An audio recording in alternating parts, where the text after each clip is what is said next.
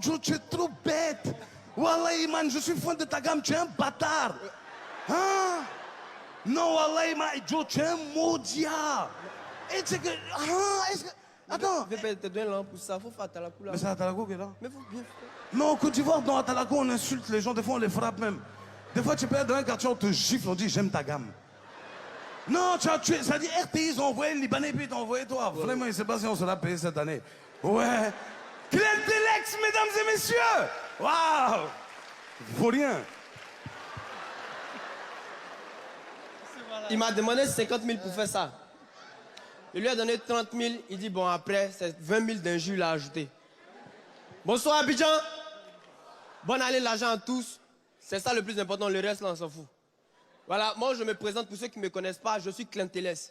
Et je suis entrepreneur dans le domaine de l'humour.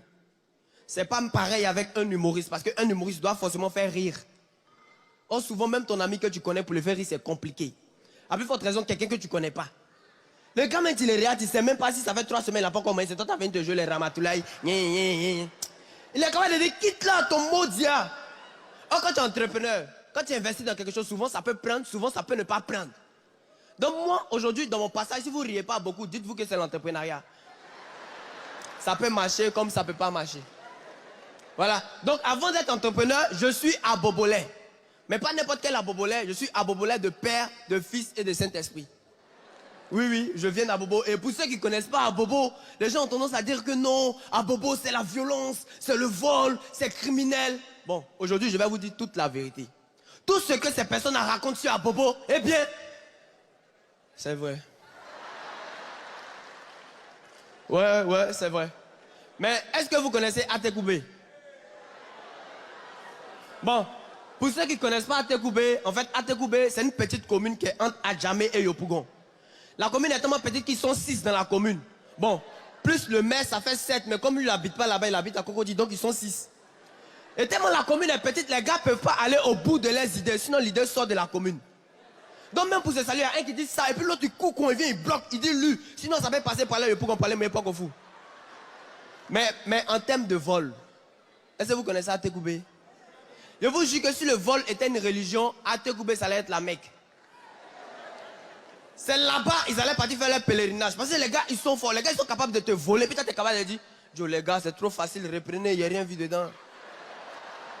On peut voler quelqu'un devant toi. Et puis tu as dit, non, hey, arrêtez de le voler, volez-moi, c'est trop beau ce que vous faites là. Ils ont volé une femme. J'ai dit, ils ont tout pris sur elle. Elle marchait, elle n'a rien senti. C'est une petite fille qui a dit, mais tante, tu marches nu, hein. Et elle a fui pour rentrer dans une cour. Si. Et en fait, moi, je ne croyais pas, tu vois. Moi, je ne croyais pas. Et puis, je suis parti voir mon oncle à Atekoubé. Et que je suis arrivé là-bas, effectivement, tout était petit. Tu vois, sa maison était petite. J'étais obligé de m'abaisser pour rentrer. Ses fauteuils étaient petits. Sa télé était petite. Mais il voulait me montrer que c'est vrai que sa télé est petite, mais il y a beaucoup de fonctionnalités. Donc, il voulait changer de chaîne. Et c'est lorsqu'il voulait changer de chaîne qu'il s'est rendu compte qu'ils ont volé sa télé. Mais on n'a rien vu dedans. Donc, arrêtez de dire que Abobo, c'est le vol. Non. Et puis, arrêtez de nous condamner. Parce que moi, je pense qu'il y a beaucoup de choses qu'on doit condamner en Côte d'Ivoire ici que personne ne condamne. Les feux de signalisation, venez, on en parle. Qui sait à quoi ça sert? Qui sait? Personne ne respecte les feux en Côte d'Ivoire. Souvent, tu es dans un taxi quand les gars ils grillent le feu. Tu dis, mais champion, tu as grillé le feu. Tu dis, ah ouais, c'est pas feu là. Ouais, il a vu que c'était rouge, mais comme il était lancé, la cause ne m'est pas arrêté. Tu te lances comment? Après, moi, quand je suis là, j'ai l'impression que quand ils vont faire auto-école, on les apprend le bon code de la route. Mais quand ils finissent là, à la porte, il y a une voix qui leur dit que c'est pour rouler en Côte d'Ivoire, non? Tout ce que tu as appris là, il faut faire l'inverse. Si. Rien ne va sur la route. Tu vois, souvent les policiers sont là, ils t'arrêtent. Gars là-bas. Et puis ils te laissent, ils viennent ici. Envoie tes pièces. Donc tu ne comprends pas, tu lui demandes, mais autorité, pourquoi vous m'avez arrêté? Il dit, tu n'as pas vu. Tu t'es arrêté sur l'arrêt de la Sotra. Donc toi, tu t'arrêtes et tu regardes, tu ne vois pas d'arrêt. Donc tu dis, mais il n'y a pas d'arrêt. Il dit, bon, ils ont enlevé, sinon souvent c'est là, mais il faut payer quand même. Non, sérieusement, il y a des comportements des gens, quand tu regardes, toi-même tu te poses des questions. Moi je vois des comportements, je me demande si la conscience qu'on a là n'est-elle pas inconscient et l'inconscient n'est-il pas conscient? Si. Je suis sûr qu'il y a des gens qui n'ont pas compris. Bon, je vous explique de façon terre à terre. Vous voyez souvent, vous êtes dans le bus.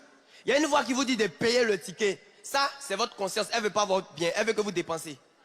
Et il y a une autre voix qui vous dit, tu vas payer pourquoi? Tu descends au prochain arrêt, c'est-à-dire de là à là. Tu payes pourquoi? Ça, c'est ton inconscient. Il veut ton bien, il veut que tu économises. Bon, il y a des gens qui ne comprennent pas encore. Bon, vous voyez, à l'école, en philosophie, on nous disait que la conscience, c'est la censure, c'est la police. C'est celle-là qui nous permet de mieux se comporter en société. Du coup, en interrogation, on nous posait une première question consciente que tu ne connais pas. Après, on te pose une deuxième question consciente que tu ne connais pas. Ou on te dit, appuie-toi sur la réponse de la première question consciente que tu ne connais pas pour trouver la deuxième question consciente que tu ne connais pas. Ah! Moi, à chaque fois qu'il y avait ce genre de questions, moi, il y avait toujours 0. C'est un jour, mon inconscient m'a dit, hey, toi là, tu es inconscient. Tu ne sais pas quelle est la réponse de la première question consciente. Tu as cherché ton voisin conscient. Regarde dessus inconsciemment, il peut t'avoir une forte note. J'ai utilisé la technique, j'ai eu la plus forte note ce jour-là. Et depuis ce jour, les gars, moi, je suis inconscient et ça marche bien. Si, souvent, tu veux partir quelque part et puis tu es en retard. Tu vois ton inconscient qui te dit, pique là, il y a un raccourci. Et ta conscience te dit, non, fais pas ça, tu connais pas, peut-être qu'il n'y a pas de route. Et pendant que tu es en train de discuter avec ta conscience et ton inconscient, tu vois 2 personnes qui quittent là-bas comme ça, qui viennent. Ton inconscient qui te dit, regarde, s'ils sont quittés là-bas, c'est qu'il y a la route. Donc tu t'en vas, tu marches jusqu'à arriver là. C'est-à-dire ton coin est là, mais ici là c'est barré. Tu ne peux plus avancer. Donc tu décides de te retourner, tu vois ta conscience qui te dit que je t'avais dit qu'il n'y avait pas de route. Et toi tu te retournes vers ton inconscient. Ton inconscient dit, hey, toi là tu es inconscient. Depuis quand on écoute son inconscient? Moi elle dit ça comme ça. Après tu te dis c'est pas grave, un Ivoirien il vient toujours en retard, la preuve, le développement met en retard. Donc tu décides de te retourner, tu vois. Tu te retournes et tu vois 2 personnes qui s'en vont dans la direction où tu as quitté. Et ta conscience te dit, il faut leur dire qu'il n'y a pas de route. Dès que tu veux ouvrir ta bouche, tu vois ton inconscient qui te dit, tu es fait comme. Genre toi tu es trop gentil gars. Toi dans ta vie là, tu ne peux pas te venger. Les 2 premiers qui sont passés le temps saluer, laisse-les, ils vont partir là-bas. Si tu es malin, il faut te cacher pour les suivre. Peut-être ils savent où on passe.